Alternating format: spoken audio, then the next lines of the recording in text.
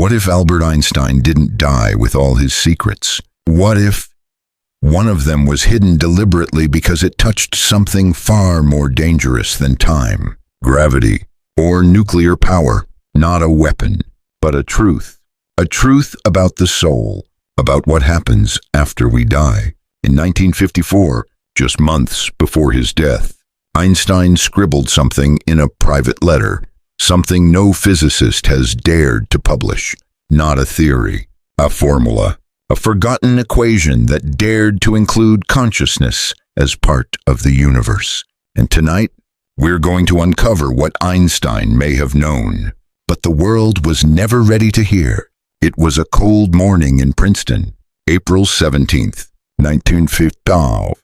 The nurse remembered the window being slightly ajar. Einstein had asked for it.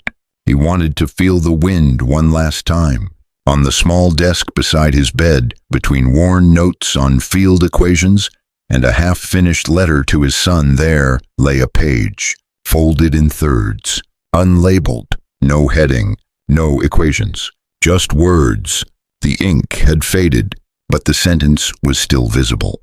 There is no death, only transition. The field continues. They thought it was poetry, a final whisper from a mind that had touched the stars. But it wasn't poetry. It was the beginning of something else, something he had hidden in the last months of his life. Albert Einstein withdrew from the public eye, not just to rest, but to reflect. He had long stopped chasing external formulas. Instead, he began turning inward into the fabric of thought, memory, and something he called the luminous edge of being. A friend once asked him if he feared death. Einstein had looked out the window, then quietly said, "No, I am curious, not about what ends, but what remains." To Einstein, energy and consciousness were never truly separate.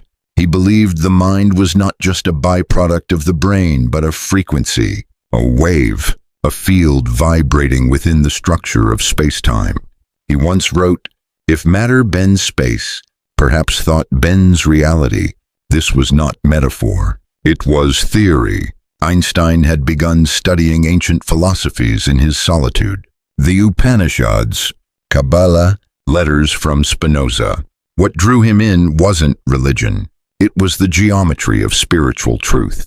He believed that behind the veil of particles and probability, there was pattern, and behind pattern, there was presence.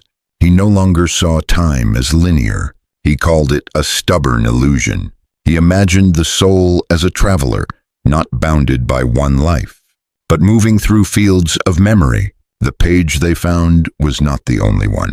Hidden in a locked drawer were fragments of a journal no one had read. Inside, a set of diagrams, circles within circles, numbers spiraling around a symbol that looked more like a mandala than a physics equation. Next to it, he had written, "Consciousness is not local. It is not born. It does not die. It returns."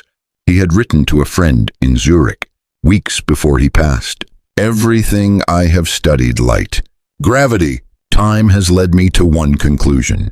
The field we call life is not interrupted by what we call death, only transformed, like heat becoming flame, like thought becoming form." That morning, before he took his final breath, he whispered something in German.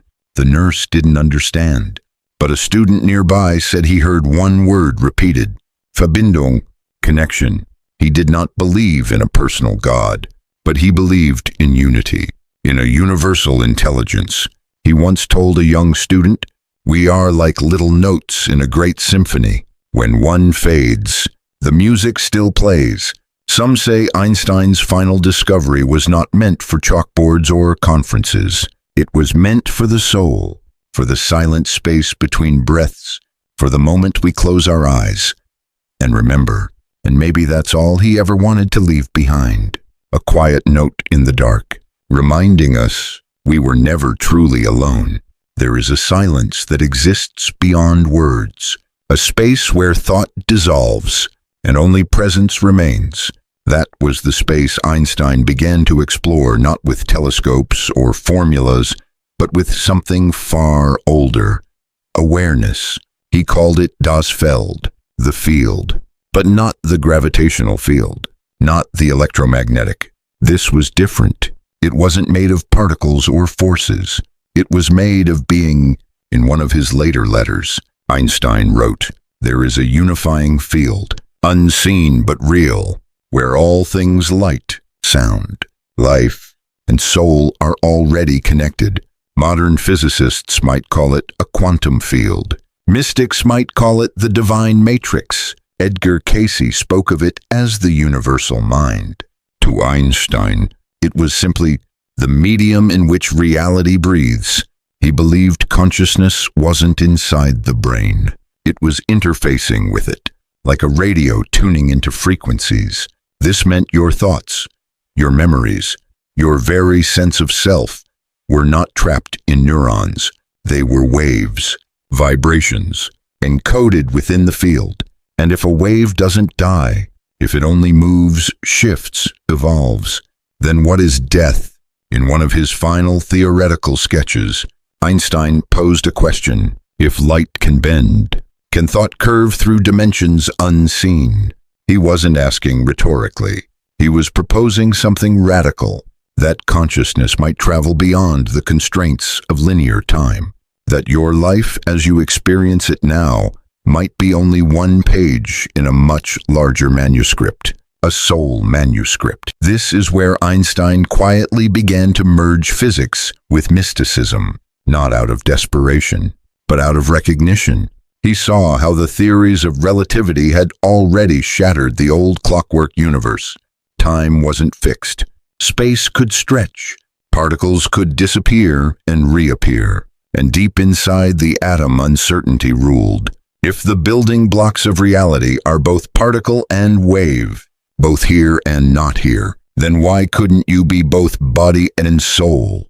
He reread the works of philosophers he'd once dismissed: Plotinus, Lao Tzu, even the Gospel of Thomas. They all whispered the same truth, that the seen is born of the unseen, and the soul is a frequency the body temporarily contains. In a margin note beside a physics text, Einstein scribbled, "Perhaps the brain is not the origin of mind. Perhaps it is only the receiver."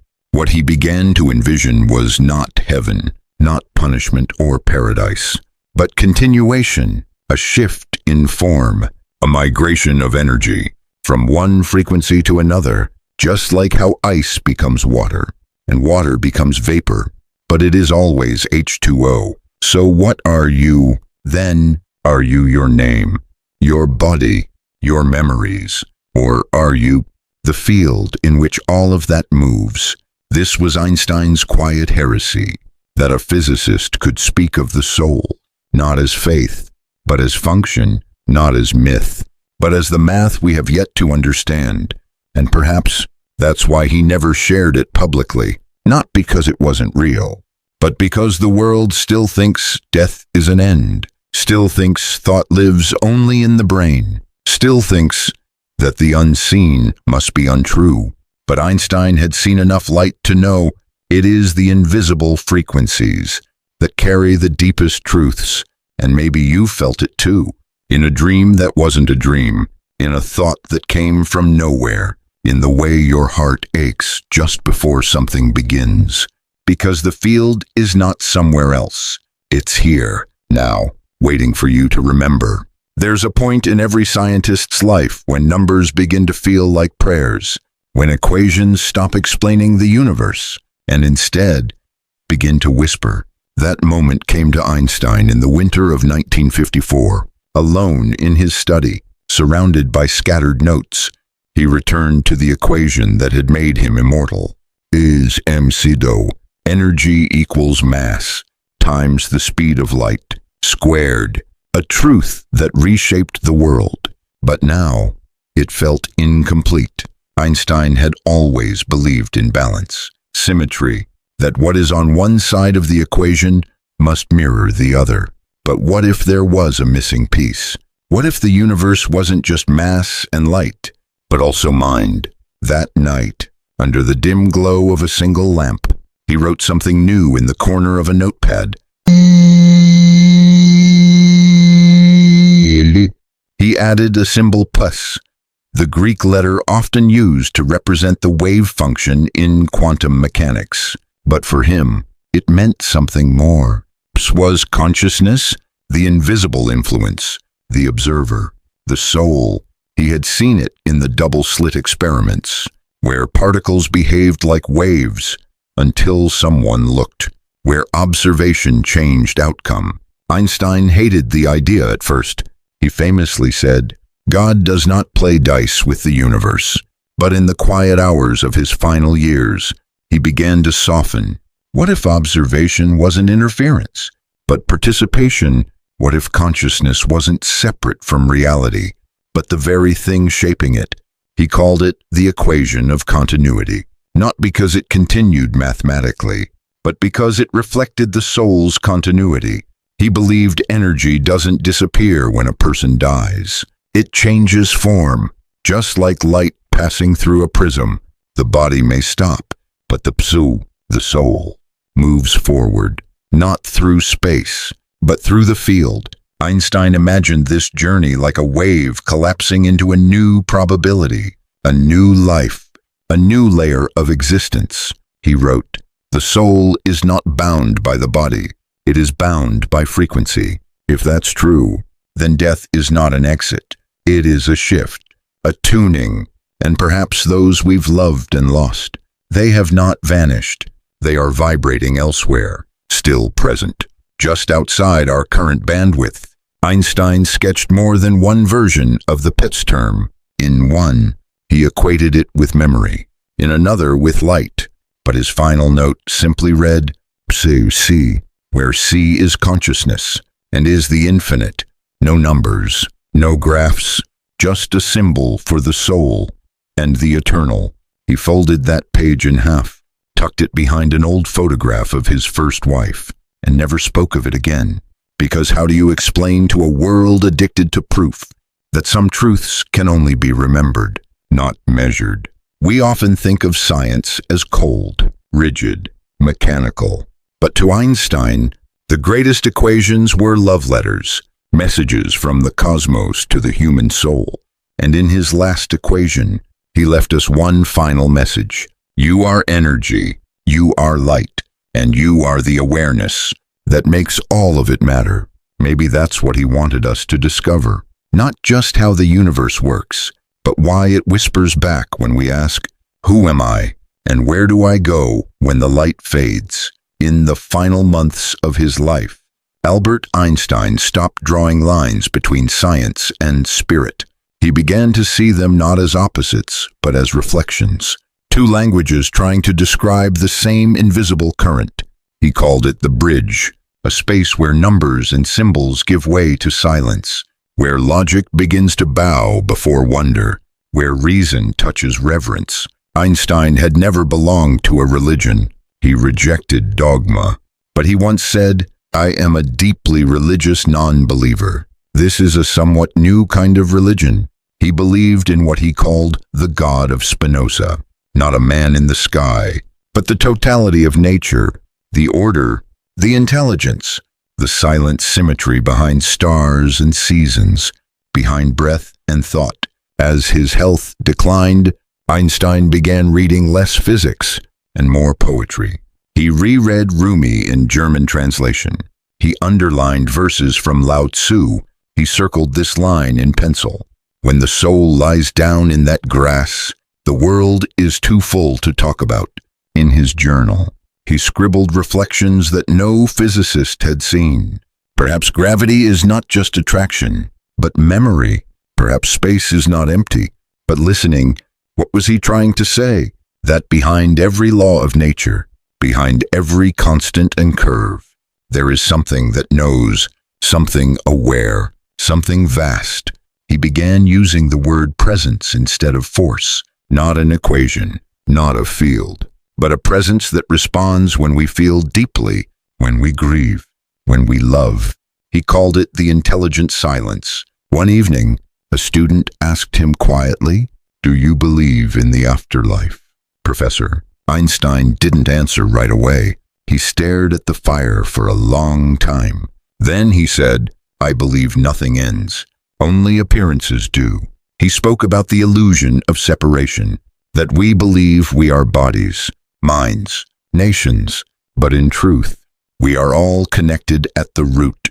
He compared it to light. A beam may scatter, but it always comes from one source. This was the bridge, the unseen thread between a photon and a thought, between the curve of space and the ache in your chest when someone leaves. He wrote a letter never sent, addressed simply to the one who comes after me.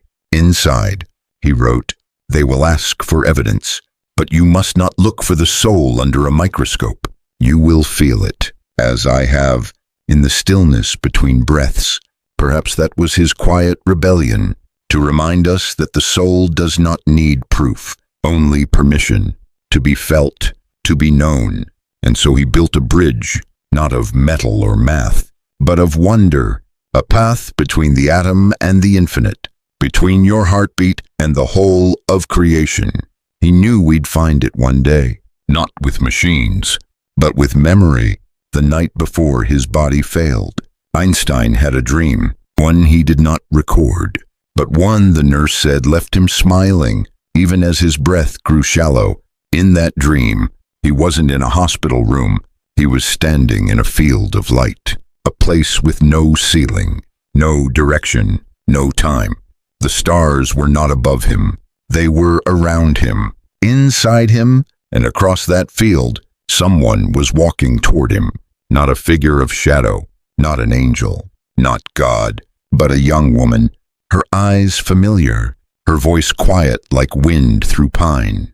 It was Mileva, his first wife, the mother of his children, the one he had loved deeply and lost quietly. She looked as she did in Zurich when they were still dreaming about blackboards and galaxies. Before the silence grew between them, she smiled and said, "Albert, it's not over." "It never was." He asked her where they were. She replied, "Where time ends and memory becomes form." He looked around.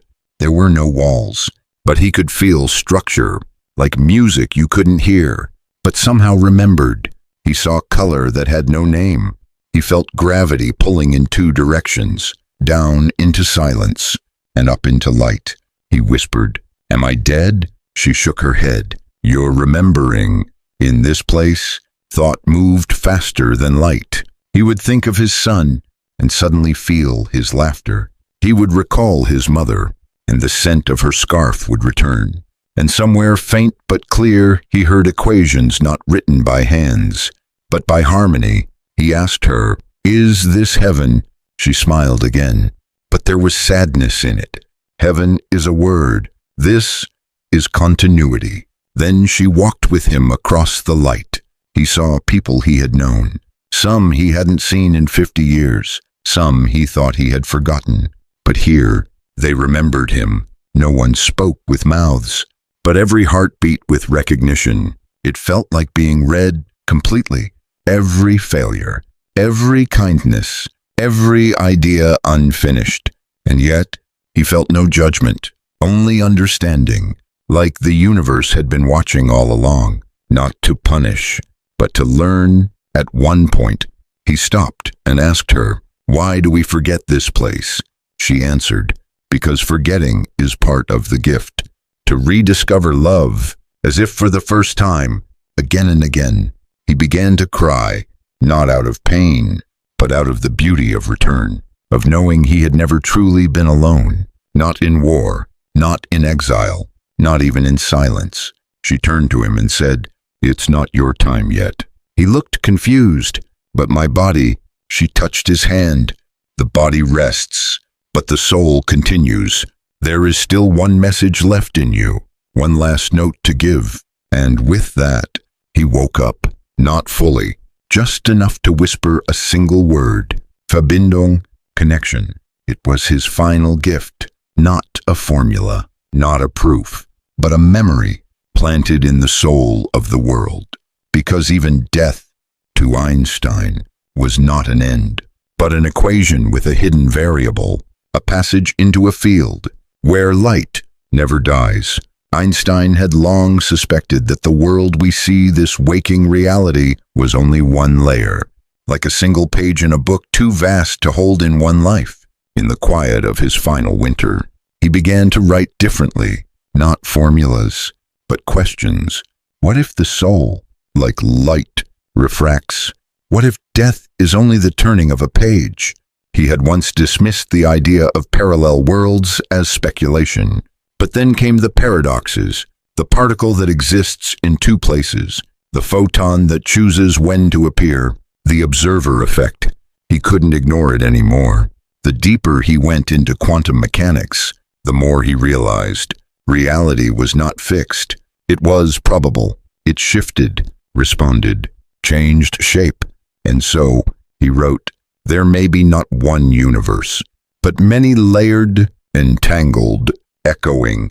He began calling them realms of continuity, each realm a different vibration, each one accessible not by rocket, but by consciousness. He believed that when the physical body ceases, the soul doesn't vanish. It shifts frequency. It tunes into another realm, just like a radio tuning between stations. In his sketchbook, he drew spirals. Each spiral intersected with the next.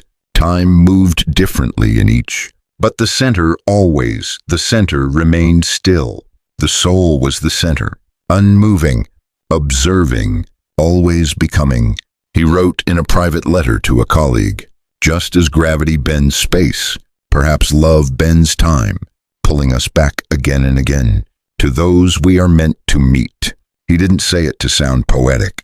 He meant it literally. If parallel realms exist, if the soul migrates between them, then death becomes something else entirely. Not a collapse, but a convergence. You might be here, grieving a loved one, and somewhere else, you're with them laughing, touching, in a place where separation never happened. Einstein believed memory was not a product of the brain. It was a non-local field, something beyond space. A thread that weaves across dimensions. He once whispered, sometimes I dream of places I've never been, but they feel like home. He wasn't alone in this. Many mystics, ancient and modern, speak of realms of rest, of review, of rebirth. Casey called it the Hall of Records. Others call it the Bardo, or astral plane.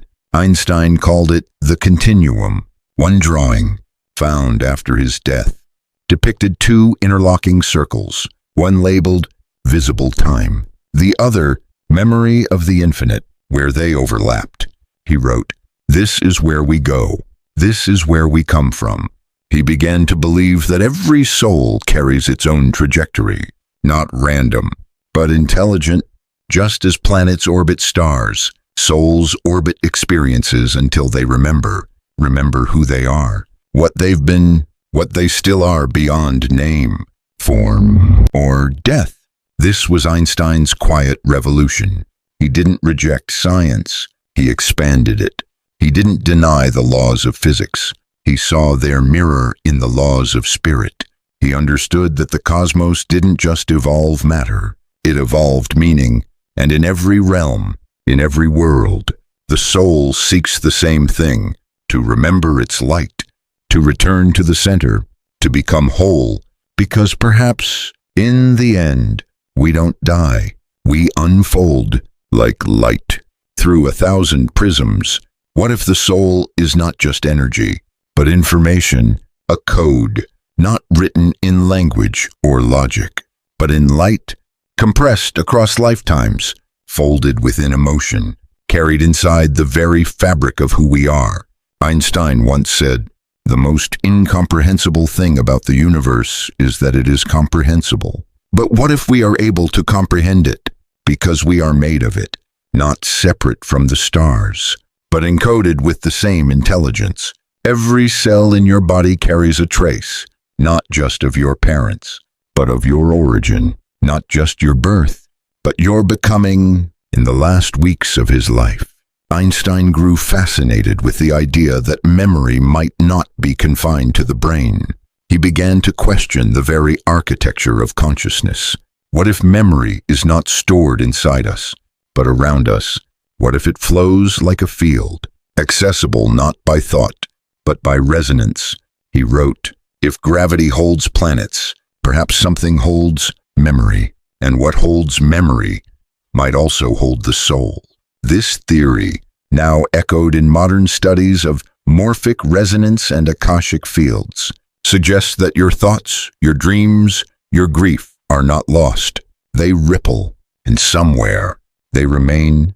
You've felt it before, that sense of having been here, the déjà vu you can't explain, the sudden sadness for someone you've never met, the dreams of a place that doesn't exist, yet aches like home. Einstein began sketching spirals over human silhouettes, each spiral representing layers of identity, the body, the mind, the memory, the soul. At the very center, he wrote a single symbol, C, consciousness infinite. This was not metaphor. It was his quiet assertion that every human being is a memory loop of the universe, playing out a unique pattern, but always linked to the whole. You are not random. You are not alone. You are not temporary. He theorized that what we call karma might be the echo of choices made, not in some ledger of punishment, but in the alignment of your inner code with the universe's rhythm. That illness, talent, intuition, even attraction, might all be codes unfolding, urging the soul toward remembrance. He once wrote, perhaps healing is not about fixing, but remembering, to restore coherence between the self and the source. And what is the source? Not a god in a throne, not a judge with a book, but a memory, a sacred memory of who we were before we became afraid. When Einstein held a violin in his last days, he wasn't playing notes. He was invoking patterns. He believed music was the closest language to the soul. And in that language, he heard echoes of home, of lifetimes, of the infinite. So when you feel something stir in you, a grief you can't name, a love you can't explain, a knowing that doesn't come from books, that's not imagination, that's not coincidence, that's your code awakening, the soul remembering its frequency. And in that moment, you are closer to truth than 1,000 equations could ever take you. Because in the end, you are not here to learn the universe. You are here to remember. You've always been part of it. There are discoveries too fragile for the world, truths so luminous, they blind before they bless. Einstein knew this. He had seen what happened when knowledge outpaced wisdom, how a simple equation, E mc2, could lead not only to understanding, but to ash, to Hiroshima, to silence. So when he glimpsed something even greater, something not about power, but about presence, he did not rush to share it. He folded the paper, he locked the drawer, and he walked outside to feel the wind. In the final letter found after his death, one line was circled in faded blue ink. Some truths are not meant to be taught, but remembered. He had spent a lifetime chasing the secrets of matter, but in the end, it was the immaterial that captivated him, not quarks, not constants, but the quiet light in a child's eyes, the sudden grief of losing a friend, the way music, somehow, reaches places no formula ever could. He realized, we do not discover the soul, we come home to it. So why did he stay silent? Not out of fear, but out of love, the world.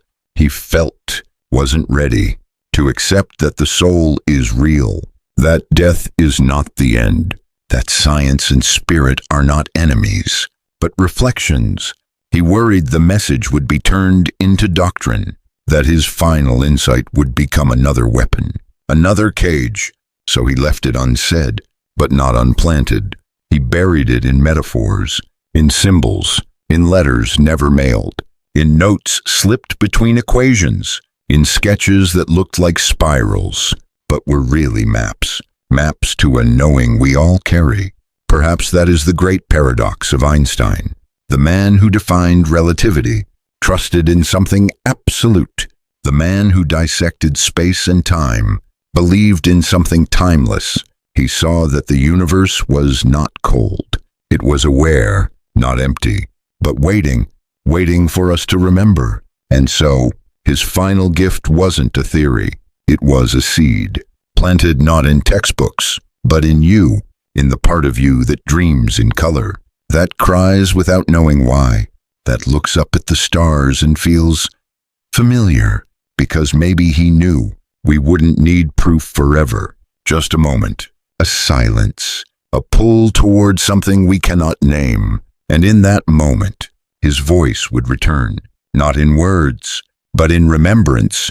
You are not from here, he might whisper, but you came here for something, to feel, to love, to remember the code, to walk the bridge, to return to the field. And when it's time, when the light begins to call, don't be afraid, because as Einstein saw in his dream, nothing truly ends. It only begins again. So close your eyes, breathe, and listen. The universe still speaks in the quiet language he left behind. So what do we do with this echo, this feeling that Einstein may have touched something the rest of us only sense in dreams? We don't need to prove it. We don't need to argue it. Because truth, real truth, doesn't need defense. It only needs presence. When you sit in silence, when the noise of the world fades, and your thoughts fall quiet like snow, listen, you may feel it, the memory of who you are beneath your name, of the light behind your eyes, of the voice that was never outside of you, but waiting inside all along. Einstein never asked us to worship science. He asked us to wonder, to feel deeply into the mystery, to walk the thin line between logic and awe, because in the end, his life was not just about explaining the universe. It was about remembering our place within it. So tonight, look up at the stars, not to measure them, but to feel their gaze. Touch the ground beneath your feet, not to conquer it, but to remember you came from it.